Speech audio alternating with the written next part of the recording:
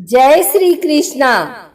आइए सुनते हैं समस्त पापों से मुक्ति दिलाने वाली ऋषि पंचमी व्रत कथा।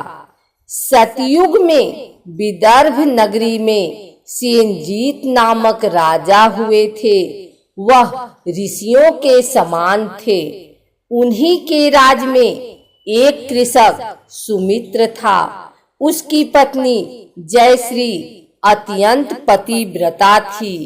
एक समय वर्षा ऋतु में जब उसकी पत्नी खेती के कामों में लगी हुई थी तो वह रजस्वला हो गई।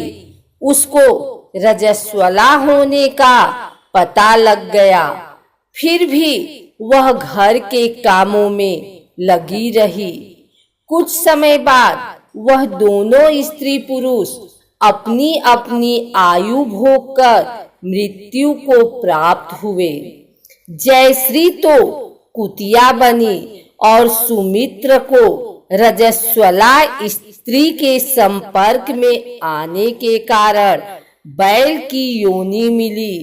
क्योंकि ऋतु दोष के अतिरिक्त इन दोनों का कोई अपराध नहीं था, इसी कारण इन दोनों को अपने पूर्व जन्म का समस्त विवरण याद रहा।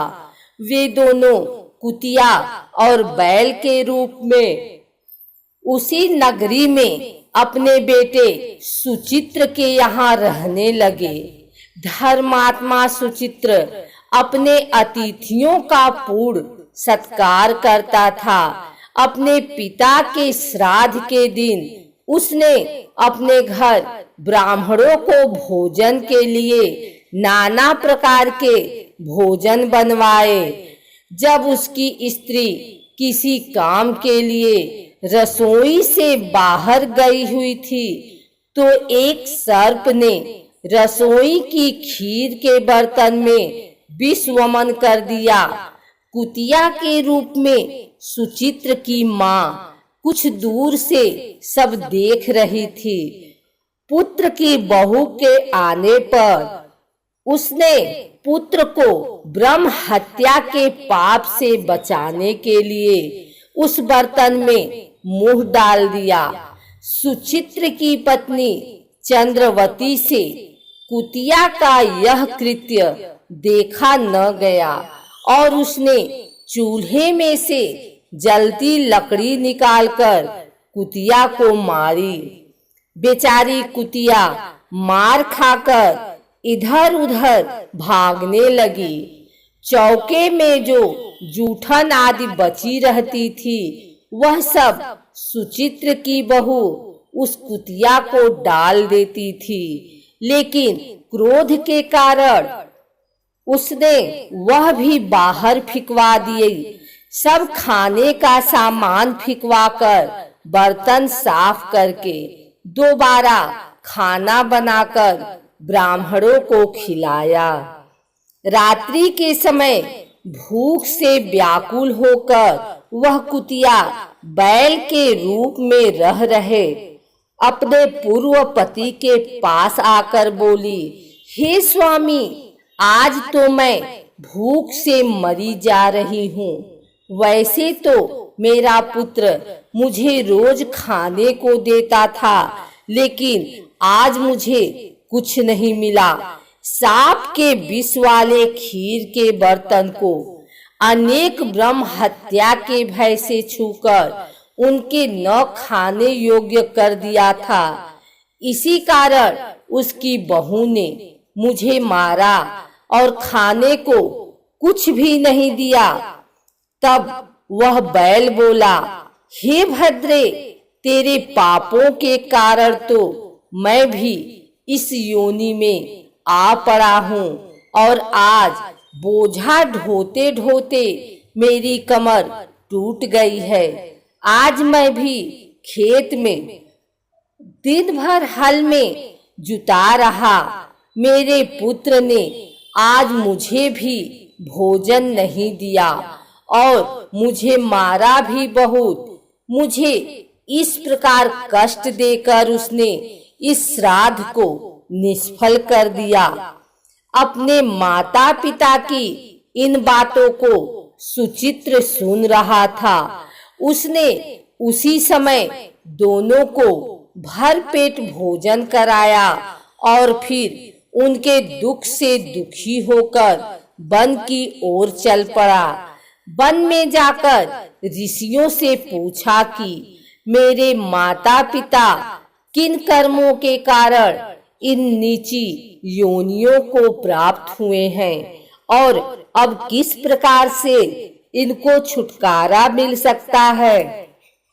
तब सर्वोत्तमा ऋषि बोले, तुम इनकी मुक्ति के लिए पत्नी सहित ऋषि पंचमी का व्रत धारण करो तथा उसका फल अपने माता पिता को दो।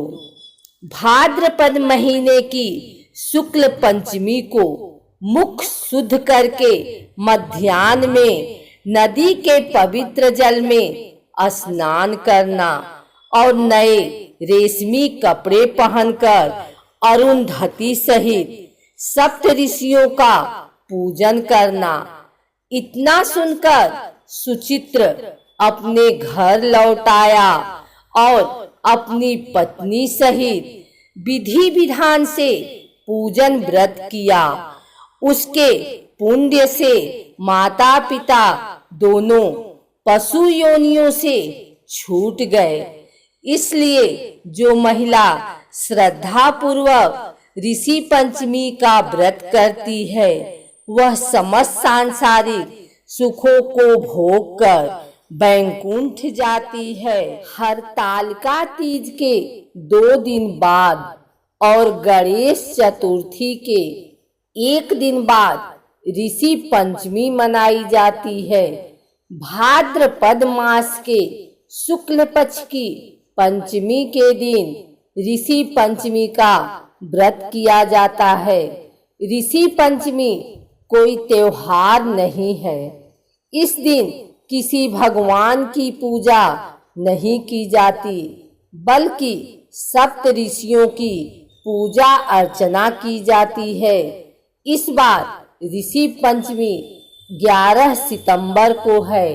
ये व्रत महिलाओं के लिए अटल सौभाग्यवती व्रत माना जाता है। इस व्रत को रखने से महिलाएं रजस्वला दोष से मुक्त हो जाती हैं। मान्यता के अनुसार ऐसा माना जाता है कि अगर महिलाएं ऋषि पंचमी के व्रत के दौरान गंगा स्नान कर ले तो उनका फल कई 100 गुना बढ़ जाता है। कहते हैं अगर ऋषि पंचमी के व्रत को पूरी श्रद्धा अनुसार किया जाए तो जीवन के सभी दुख दूर हो जाते हैं। इस दिन विधि पूर्वक व्रत किया जाता है, ऋषियों की पूजा अर्चना की जाती है और व्रत कथा पढ़ते हैं और मंत्रों का उच्चारण भी किया जाता है।